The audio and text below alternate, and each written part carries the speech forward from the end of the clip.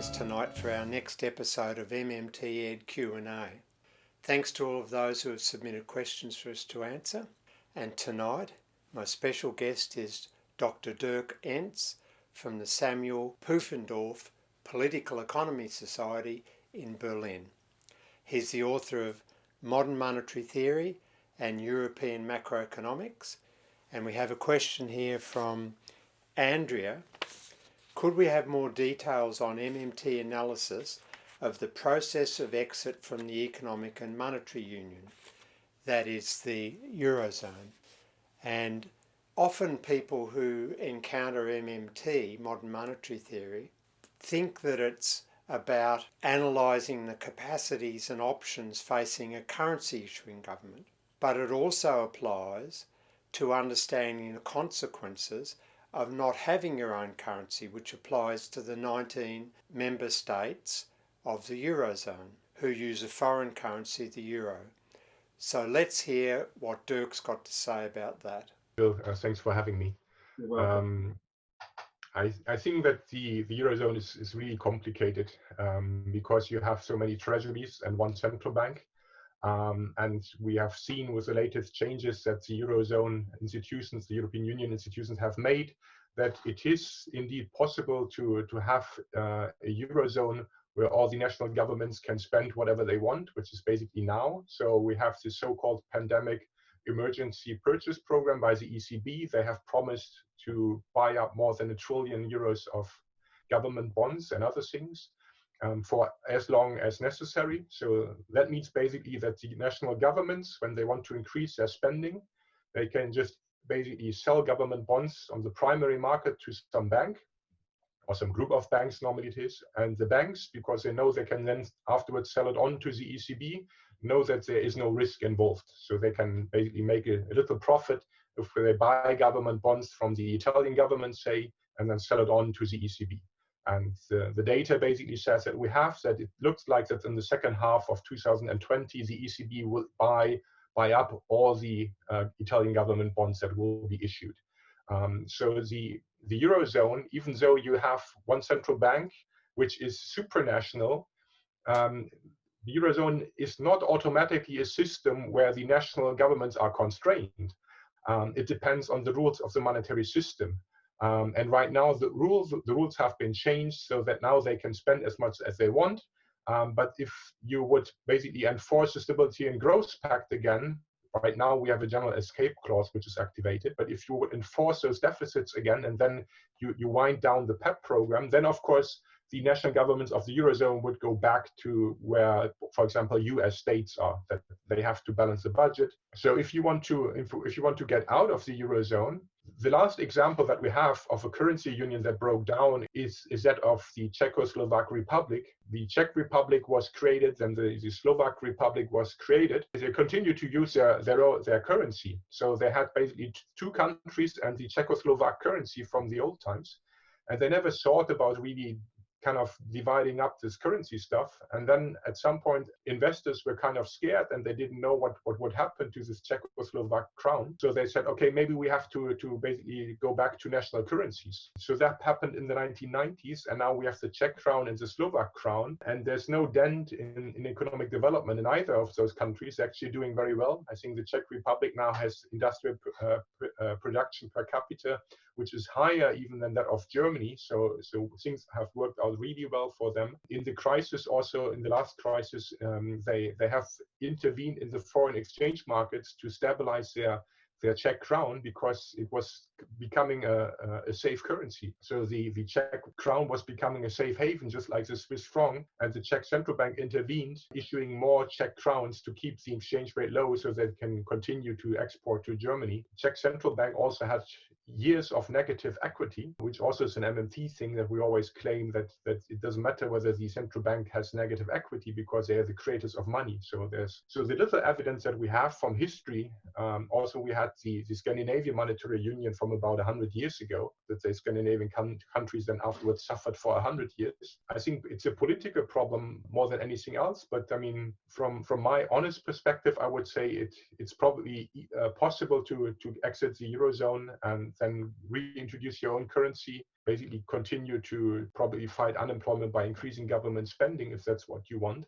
But right now, you can even increase government spending under the current Eurozone rules. So if you say, I want to increase government spending, and that is why I want to get out of the Eurozone, right now, that would not be a good argument. Because again, you can increase your government spending right now, and the deficits are off as well. In the case of the Czech and Slovak breakup, I mean, there's a lot of history involved there, but that was a cooperative venture where both sides eventually came to the same conclusion.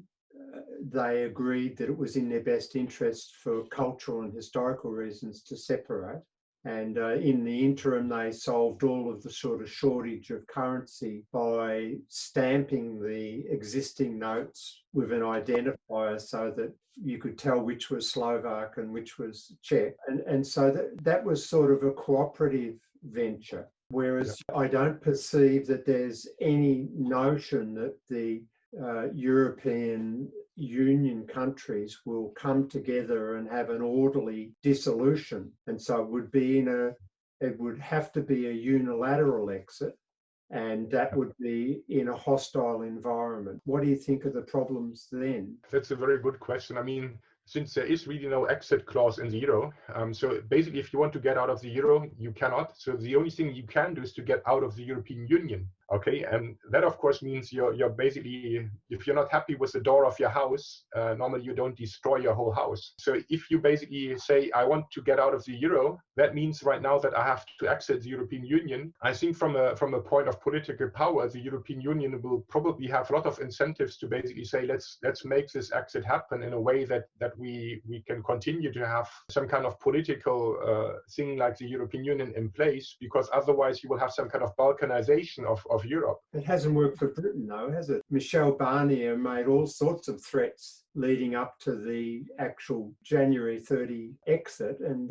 none of that's materialised, although the pandemic has sort of interrupted it all. But I mean, there were a lot of threats made about Britain leaving the EU that really haven't. Bit of a toothless tiger, really, I think. Britain is a special example because they have their pound, so they're not part of the Eurozone. But I would strongly agree with the idea that basically a country like Greece, for example, or Italy, for example, these countries, they don't have anything to lose. So going out of the Eurozone and increasing government spending, that's what they need to do. And now they can do it in the Eurozone. But of course, if the political establishment is threatening to close the door again and make these countries suffer, then of course those countries would be better off to exit the Eurozone. And I mean, the access to the common market is also, it's a difficult situation there for everybody. But I mean, Italy has a lot of cars which they produce, and they would probably like to have access to the common market, but I'm not sure how many cars they import. Germany is a big net exporter. Germany would have a lot of problems if all the other countries would exit the euro, because Germany would not be able to sell all those exports anymore. And domestic demand is not high enough to make those exports go into domestic consumption. Or the politicians of the German government, I think they have by now realized the political tide has turned, and they're not holding the cards anymore, the good ones. So they don't want to destroy the European Union. You can imagine that the German government probably is not very happy with the prospect that they will be the ones bringing down the Eurozone and the European Union by their unilateral export strategy. That's not what they want to do. I mean, they want to continue. I mean, kicking the can down the road is literally what Angela Merkel is doing, only to reform when it's absolutely necessary. But the status quo is that we have a European Union, and they are probably willing to give up something in return for making this European Union more stable, including the Eurozone. But it's much more a political problem than an economic one. And if they would have their old currencies back,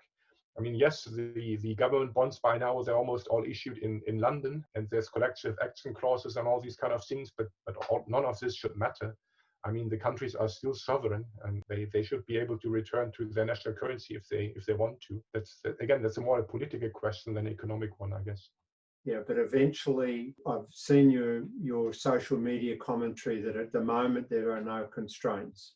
So these governments are more or less operating in the same way the Australian government is, that it's just spending as it sees fit, as it politically sees fit.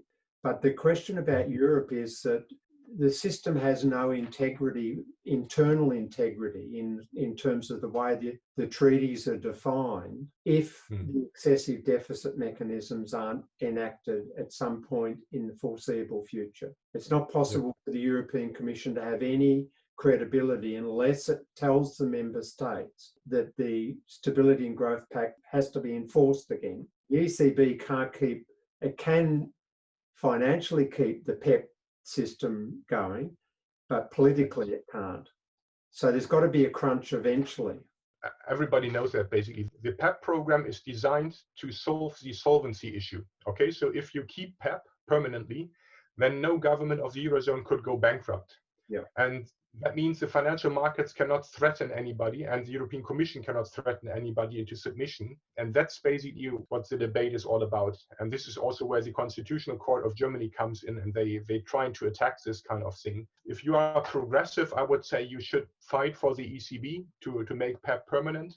The ECB decided to have PEP as a temporary program, but they can also decide by themselves to keep it and to make it permanent. So here's central bank independence working for the progressive cause. It's possible, okay? So that much independence they do have that they can make this PEP program permanent. Of course, the deficits would still be there. Then, of course, the whole issue of basically the interest rates rising in times of crisis would be gone. But I would also strongly advise that the Stability and Growth Pact should be renegotiated. This 3% deficit limit is just too tight. Maybe it can be replaced by something like a full employment goal, for example, that government spending can increase until you hit some kind of full employment target. That's not going to happen, is it?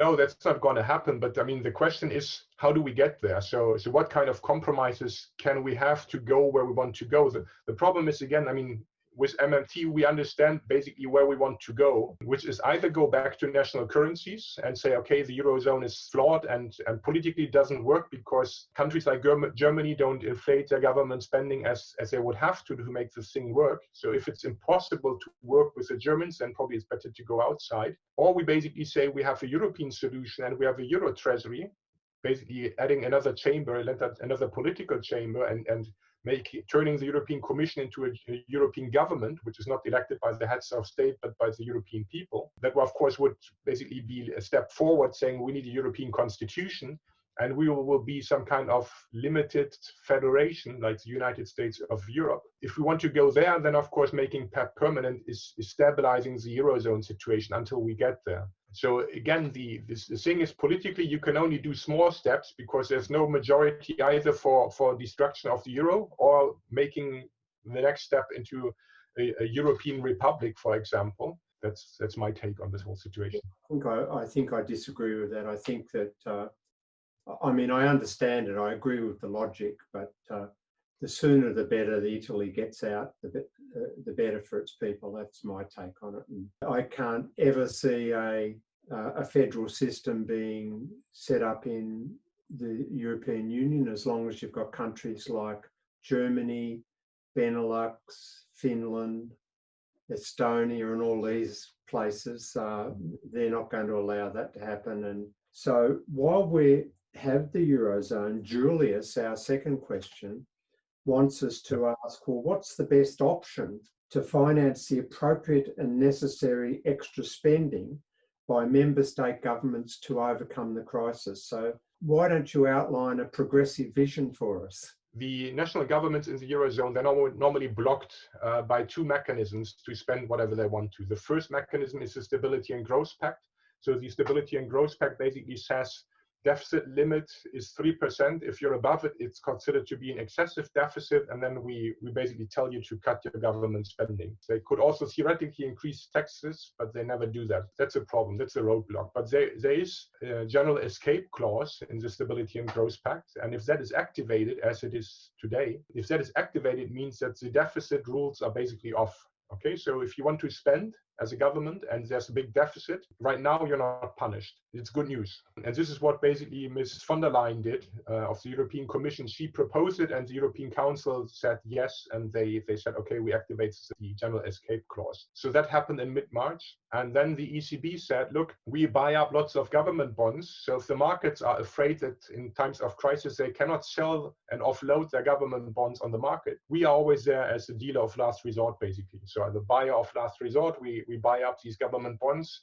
So if the banks are afraid of Greek government bonds, they can just turn around and sell them to the ECB. They'll just buy them all up. Okay, so this is the other roadblock. So basically you have removed the influence of the banks on government spending, on the issuance of government bonds, and you have removed the deficit limit. And that means that all these governments can now increase government spending to deal with whatever kind of problem they have. Italy already has done that. They increased government spending by 55 billion. It was announced in late April and was done in mid-May. Spain now is also introducing legislation to increase government spending. They have a basic income, they say, so it's not a universal basic income, but it's something which it's like social payments, so welfare payments, if you want. So people who are unemployed in Spain normally get only unemployment benefits for 12 months and then nothing, zero. That's how it was supposed to be. It's a Catholic country, and if you're not doing well, you go back to your parents and live with them.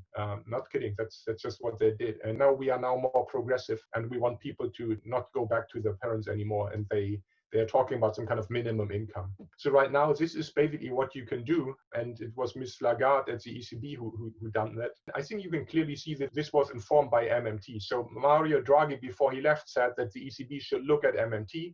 Yeah. Ms. Lagarde said that already in April 2019, that in times of deflation, MMT could be helping. Since 2014, I say that the ECB should basically stand ready to buy up all those government bonds to solve the solvency problem. And now they've finally done it. But the question, of course, is for the long run, you cannot allow governments to just spend whatever they want in the Eurozone, because for example, when Italy spends, they can spend and attract resources from Germany and Spain and other countries, and they can hire doctors from Germany, for example, to come to Italy. If you would just allow those Eurozone governments to spend whatever they want, they have an incentive to spend as much as they can to attract all these resources to come to their country. That will increase public debt, but the interest rate is zero anyway, so there would be no bad side to it, no problem with that. We have to make sure somehow that governments do not spend whatever they want, just as in the US or in Australia. So also in Australia, probably the regions cannot spend as much as they want. Same in the United States, same in the UK, same in Sweden. So we need some kind of mechanism. Now it's based on deficits. Probably it would be better based on some kind of criteria for full employment, basically. You could also think about a job guarantee. So one progressive solution, I suggested that with Pavlina Tcherneva and Esteban Cruz Hidalgo in a paper from last year. You could basically say we have a job guarantee. So everybody in the Eurozone or the European Union can get a job from the local government, and it's paid for by Brussels. Where does Brussels get the money from?